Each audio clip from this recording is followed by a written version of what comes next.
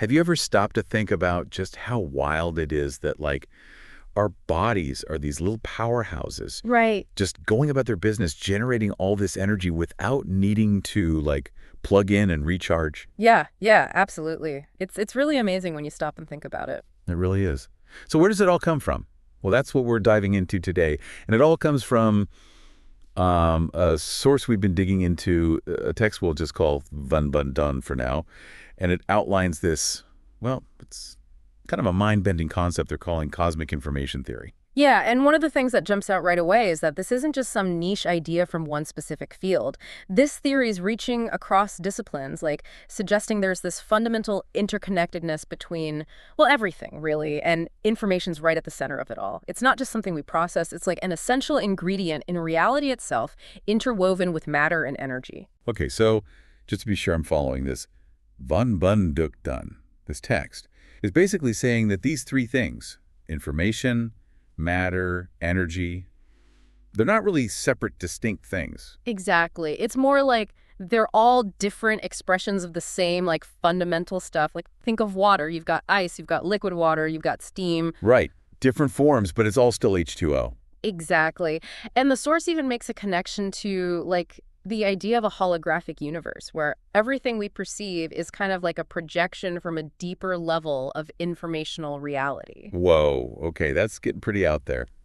So our mission, if you will, today is to kind of break this down, this whole cosmic information theory, unpack the big ideas, and see what it might mean for how we understand, well, ourselves and everything around us, without getting too lost in the weeds or the jargon. Right, definitely. Let's keep it grounded. Totally. So to start, maybe we can connect this to something a little more familiar. Like, we all learned about the law of conservation of energy, right? Sure. The idea that energy can't be created or destroyed, it just transforms. Yeah, and Einstein came along and showed us that matter can become energy too. Exactly. E equals mc squared. Right. So this cosmic information theory, it's kind of adding another layer to that, right? Mm-hmm. Information is becoming part of the equation, not just like a side effect, but a primary player. Yeah, it's like we're realizing matter and energy aren't the whole story. Information is the third key ingredient. And how these three interact, that's where things get really interesting. So it's not just about stuff existing. It's about what that stuff means, the information it carries. Right. And to bring this down to earth, let's look at one of the examples from the source, something we can all relate to our own bodies. And, well, this idea of biological electricity. You mentioned earlier how we're like these walking power generators, right? I did. It's pretty amazing when you think about it. All the energy our bodies are producing every second, every minute, just to keep us going. And the source gives some everyday examples to illustrate this. Think about static electricity. You put on a nylon shirt, it's a dry day, and zap, you get that little shock. Oh, yeah, or when you're brushing your hair and it crackles. Yeah. That sit-it sound. Totally. Never thought of that as, like, proof of internal electricity, but it makes sense. Exactly. And then there's the heart. The source proposes it's not just a mechanical pump. It suggests that the friction of blood flowing through it actually generates electricity. Really? So our hearts are like tiny electrical generators, too. That's the idea. Wow.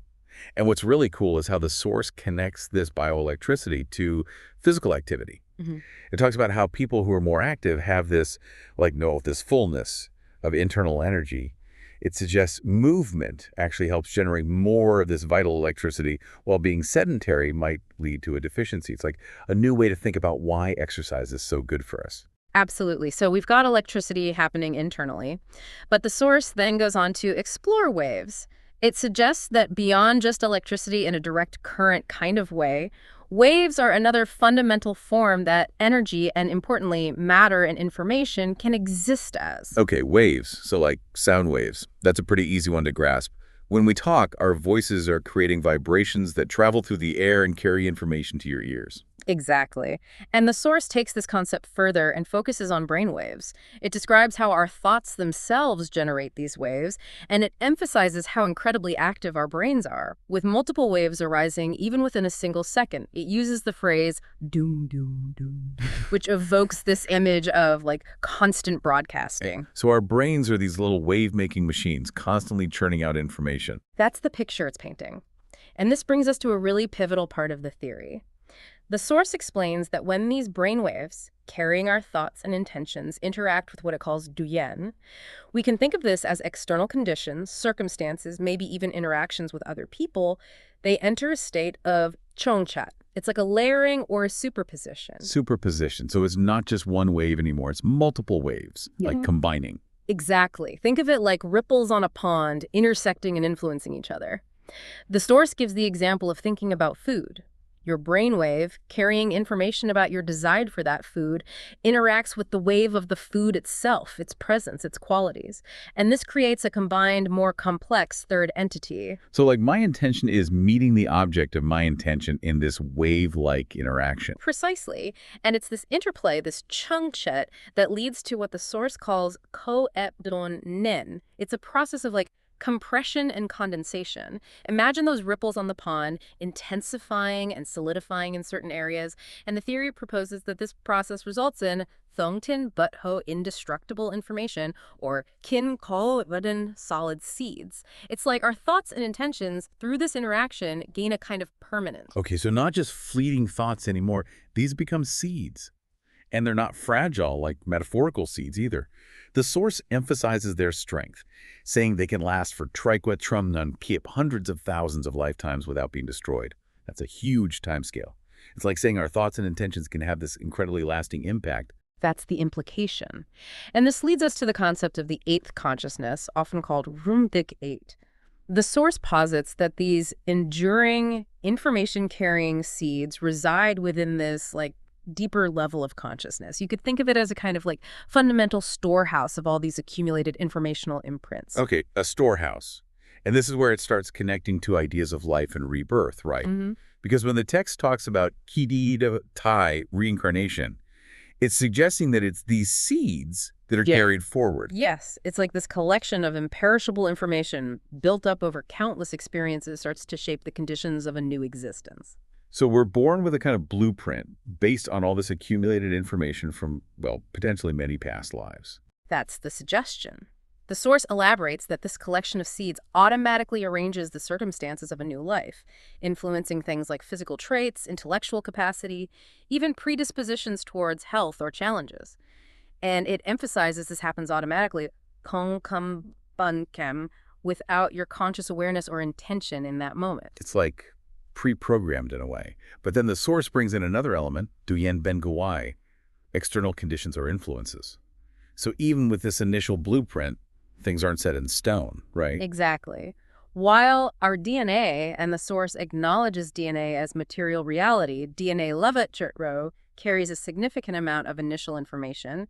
Our environment, our experiences, the people we interact with, all these external duyen play a crucial role in how that potential actually unfolds. So like nature and nurture.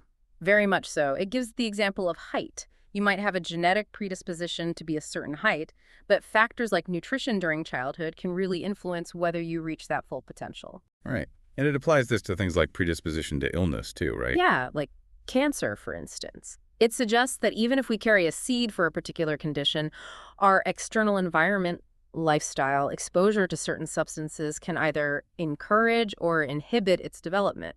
There's this constant interplay between our internal blueprint and the world around us. This is all super fascinating, but I have to admit, it's getting a little hard to reconcile this with modern science. Like all this talk of seeds and consciousness, it feels very different from how we usually talk about biology and physics. That's a fair point, and the source acknowledges that these ancient Buddhist teachings didn't use the scientific vocabulary we have today. Words like waves, particles, molecules, electrons, those weren't part of their language. So how do we bridge that gap? The source suggests that the core understandings are there, just expressed in different ways, and connecting these ancient concepts with modern language could make them more accessible, so that people today can grasp these principles more readily. It's like finding a common ground for these different ways of seeing the world. And it's not just a religious thing, right? Yeah. The source seems to be saying this is about science, maybe even something beyond science. Yes. It presents it as science, even super science. Like it's offering a deep level of insight into reality that might complement and even go beyond our current scientific understanding. Okay, so a question that's been on my mind is, if this cosmic information theory is about like the fundamental building blocks of reality. Why doesn't it focus on manufacturing or material production in the way we usually think about it, like building things, creating things in the physical world? Right. And the source actually addresses this directly. It makes a distinction between what it calls chitela tamthung, ordinary manufacturing, and chotela meaning supreme creation or manifestation. The idea is that if you have the ability to directly manifest your desires, mumgikaura, whatever you wish for, you have it, then focusing on the more basic processes of production becomes kind of unnecessary. It's like, why bother with the tools and the labor when you have the power to just will things into being? That's the logic. The source uses a powerful analogy. Imagine someone carrying a wish-fulfilling jewel but still going around begging for food. It's suggesting that engaging in basic manufacturing when you have access to this higher level of creation is kind of, well, missing the point. The focus should be on cultivating that Kaumin Chatao, that supreme power of manifestation through the fundamental informational nature of reality itself. That's quite a concept. It's like saying our power to shape reality goes way deeper than we might realize. So to recap, we've explored this cosmic information theory from our source, which proposes this deep interconnectedness between information, matter, and energy. We looked at the evidence of bioelectricity within our own bodies, the role of waves from sound to thought as carriers of this information, and this fascinating concept of these waves condensing into lasting informational seeds.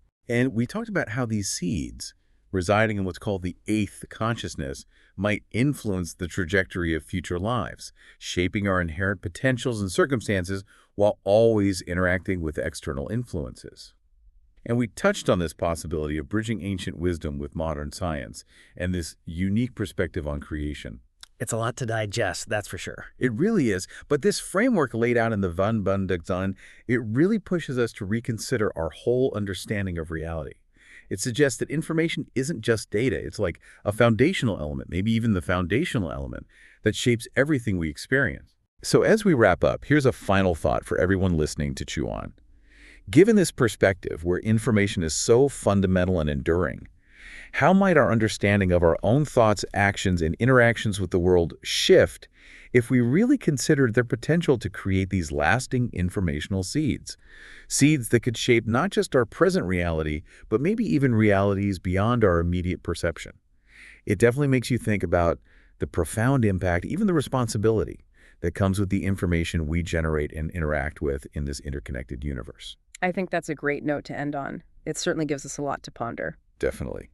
Thanks for joining us on this deep dive. Until next time. It's been a pleasure.